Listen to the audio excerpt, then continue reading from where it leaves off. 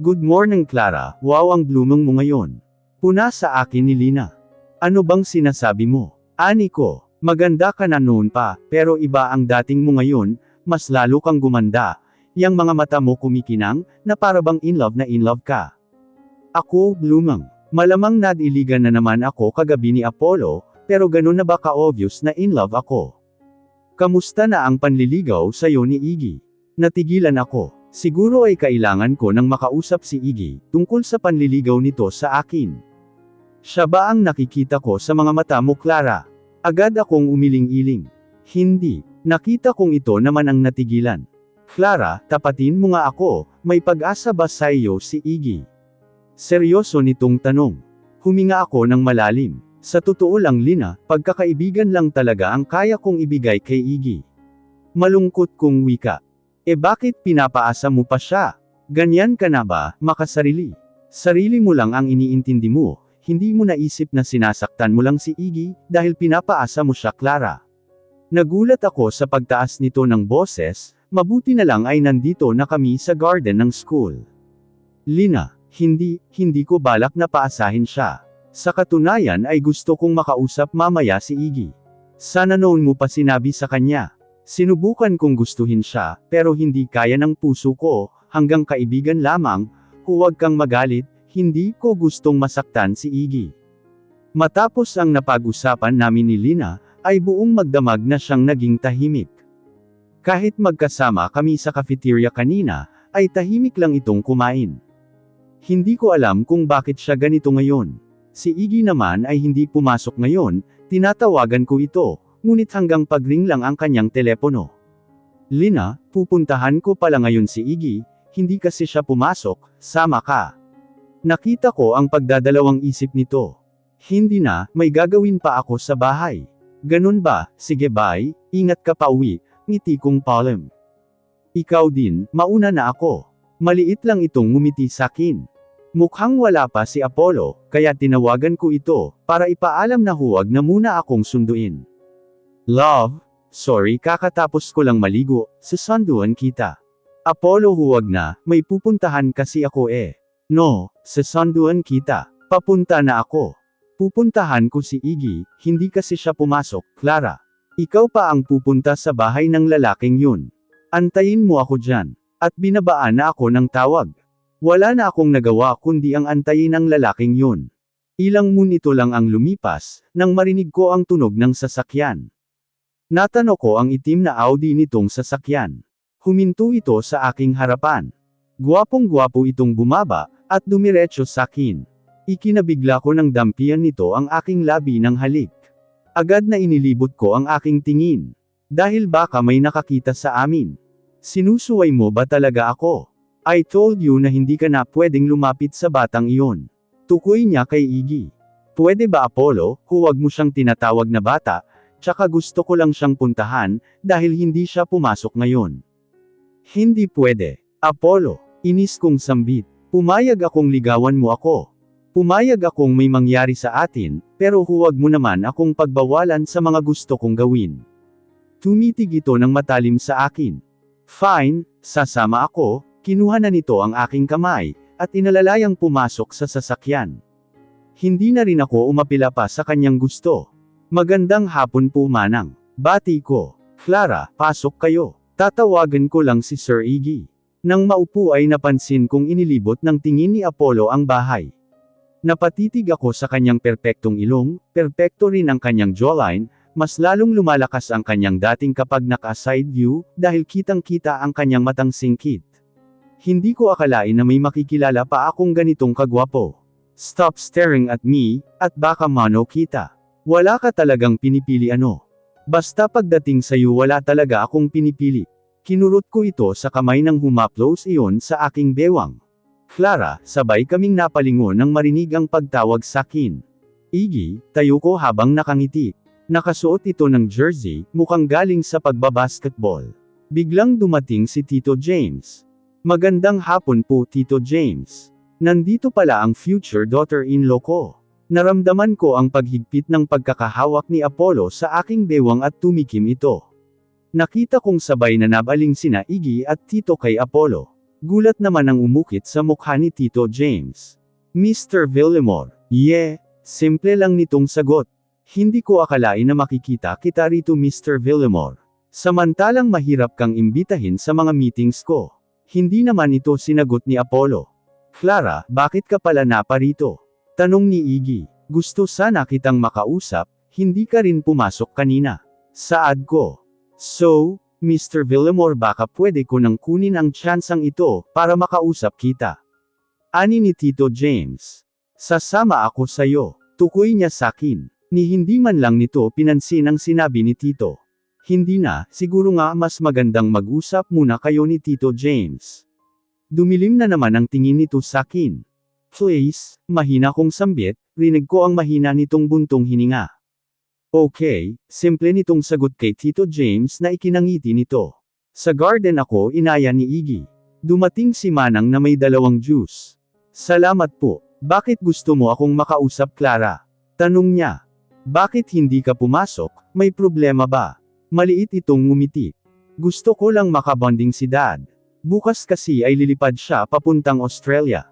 Tumango naman ako. Matagal ko itong tinitigan. Guwapo si Iggy, pero ibang level ang kagwapuhan ni Apollo, perpekto ba? Mabait si Iggy. Boyfriend material pero iba ang itinibok ng puso ko Iggy, huminga ako ng malalim. Bakit Clara? Kailangan mo nang tumigil sa panliligaw sakin. Nakita ko kung paano ito nasaktan, kitang-kita ko sa kanyang mga mata. Bakit? May nagugustuhan ka na bang ibang lalaki? Nanginginig niyang tanong. Nahihirapan akong magsalita, kaya tumungo na lamang ako. Nangilid ang kanyang mga luha. I'm sorry. Akala ko ba may pag-asa ako sa iyo Clara? Nakayuko nitong saad. I'm sorry Iggy, naluluha ko ring wika. Si Apollo ba? Siya ba ang nagugustuhan mo? Sabay titig nito sakin. Hindi ko alam kung paano ko iyon sasagutin.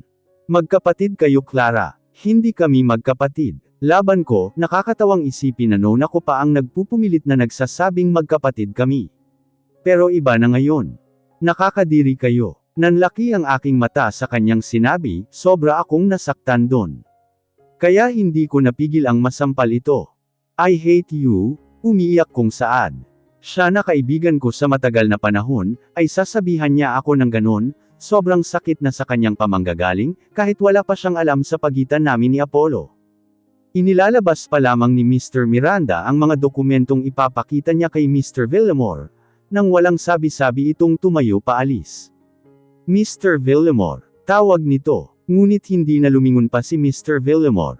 Madilim ang mga mata ni Apollo, habang papalapit ito kay Clara, nakita niya itong umiiyak. Nagulat si Clara nang may humawak sa kanyang braso, nakita niya ang nanlilisik na mga mata ni Apollo. What happened? Bakit ka umiiyak? Madiin nitong saad. Agad na napailing-iling si Clara, ayaw niyang malaman nito ang nangyari, alam niyang magkakagulo. Umuwi na tayo, ani ko, mariin na napapikit si Apollo, at hinhila na papalabas si Clara. Tahimik lang ako, masyado akong nasaktan sa sinabi ni Iggy. Hindi ako makapaniwalang masasabi niya iyon sakin, lalo na't kaibigan ko siya. Napabelang ako kay Apollo, nakakunot ang makapal nitong mga kilay, dama kong galit ito. Ilang minuto nang makauwi kami. Nauna na akong bumaba at dumiretso sa aking kwarto, akma ko itong isasara at ilalak nang magulat ako na nakasunod na pala sakin si Apollo. Mag-usap tayo, ito na ang nagsara ng pintuan. Wala na akong nagawa pa. Anong nangyari, bakit ka umiiyak?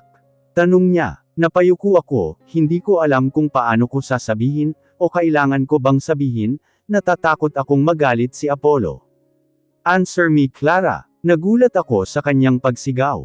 Kasi, pinatigil ko na sa panliligaw si Iggy, nalulungkot lang ako, dahil nakikita kong nasaktan siya.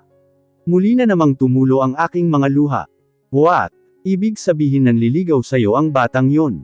Hindi ko pinansin ang sinabi nito tungkol kay Iggy. Rinig ko ang kanyang malalim na paghinga. Mabuti ang ginawa mo. Nagugulat ko itong tinignan. Lumapit ito at pinatakan ako ng halik sa aking labi.